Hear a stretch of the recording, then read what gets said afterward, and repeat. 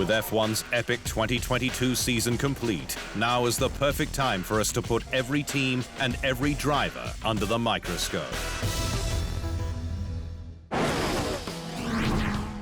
McLaren initially hoped to be the squad that mastered F1's new era, but a brake duct issue and Daniel Ricciardo out with COVID for the Bahrain test pre-season put the squad on the back foot into the opening round. The first race, we were, not on the pace, being polite, and I was still upbeat, and everyone's like, surely you're disappointed. But because it's new regulations, there's still so much to learn with the car. I am still very, optimistic and confident that we can develop the car still throughout the year pretty well. But while Lando Norris consistently over-delivered in the idiosyncratic MCL 36 with a podium in Imola, Ricciardo struggled with a lack of front grip to take his natural speed into corners. Across 22 races, Norris destroyed Ricciardo 20-2 in qualifying, 14-4 in races when they could be compared, with 85 more points. It's a result that highlights the Brits' consistency and speed. Norris had his contract extended until 2025, with future plans to win. I do think that's possible in the next few years. It's not as easy as just saying, this weekend we're going to win, or the next weekend, or whatever. Formula One, it takes time. Ricciardo was cut loose from his 3-year deal, replaced by his rookie compatriot Oscar Piastri, who has a near vertical learning curve in 2023.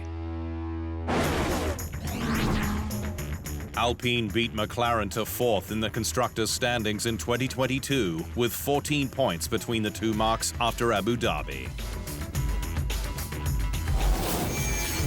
The historic Anglo-French squad has threatened for years to break free of the midfield and return to being a top team as it was in the mid-2000s, but it's yet to unlock that front-running pace.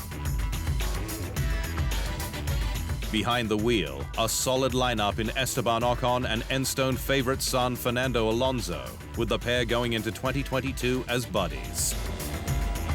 Yeah, during the winter it was a long period that we didn't see each other, so we were texting sometimes, and we have a WhatsApp group with Laurent as well, and we were having fun and obviously missing each other a little bit. It didn't stay that way, with the pair fighting tooth and nail in Saudi Arabia and again in Brazil, where they made contact in the sprint. But Alpine also made costly mistakes, enabling Alonso and its reserve driver Oscar Piastri to walk straight out the door. With Alonso heading to Aston Martin, Piastri to McLaren, though both are deals they could come to regret. Pierre Gasly, however, will join Ocon from 2023 in an all-French lineup, with both hungry to prove themselves as top guns. But can they get on? Following 8 straight constructors' titles in F1's hybrid era, Mercedes would never have dreamed it would take until 2022's penultimate round to earn a race win.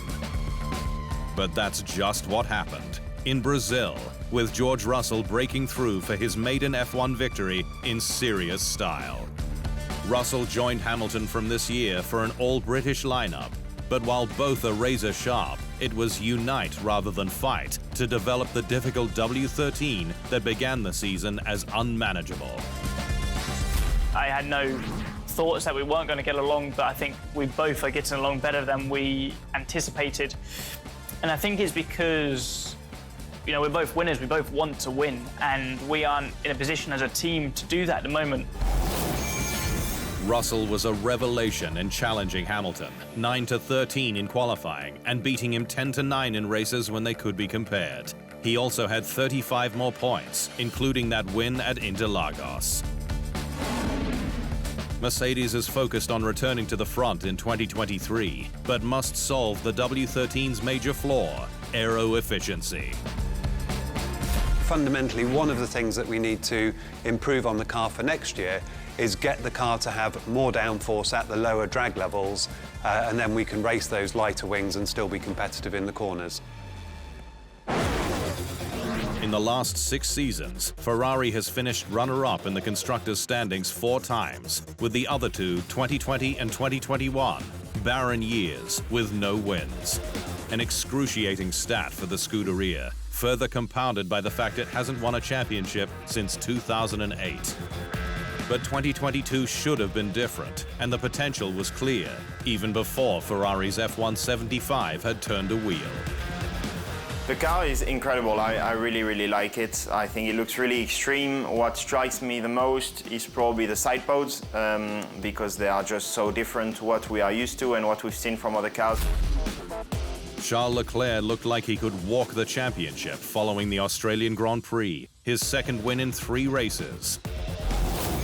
But the prancing horse's charge was hobbled, with mistakes like Imola, where Leclerc spun, and France, where he went into the barriers, power unit forced DNFs, and bungles both operational and strategic.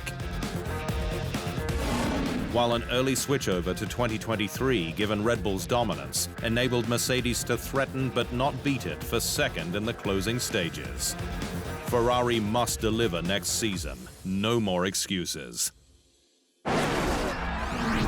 Max Verstappen won his Maiden F1 World Championship on the final lap of the last round in 2021. But his second straight title was earned in a far more dominant manner, both in car and craft. 2022 was a hard reset for F1 with all new regulations. But even from the launch, the Dutchman was keen to do his talking on track. I'm just looking forward to get back in the car and start driving it, to see how everything is handling. But while Red Bull endured a double DNF in Bahrain and Verstappen a fuel leak forced retirement in Australia, the Dutchman's title defense grew legs from Imola, which began a run of 5 wins from the next 6 races. From the French Grand Prix, he won 8 of the next 9, with the driver's crown sealed in Japan. The season maybe didn't start off that well, but then I think we recovered really well and we've been on a great run. I think, the whole team really came together and it's all about just trying not to make too many mistakes and be on it, of course, every single weekend. Red Bull closed out the Constructors' title, its first since 2013 in Austin, on the back of operational and strategic sharpness. But Verstappen didn't win himself any fans on disobeying harmless team orders in Brazil, aimed at helping Sergio Perez into second in the standings. The challenge will get harder next year, with Mercedes and Ferrari sure to be stronger adversaries.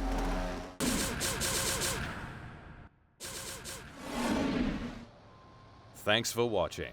To stay up to speed on all things Formula One, make sure you hit the subscribe button.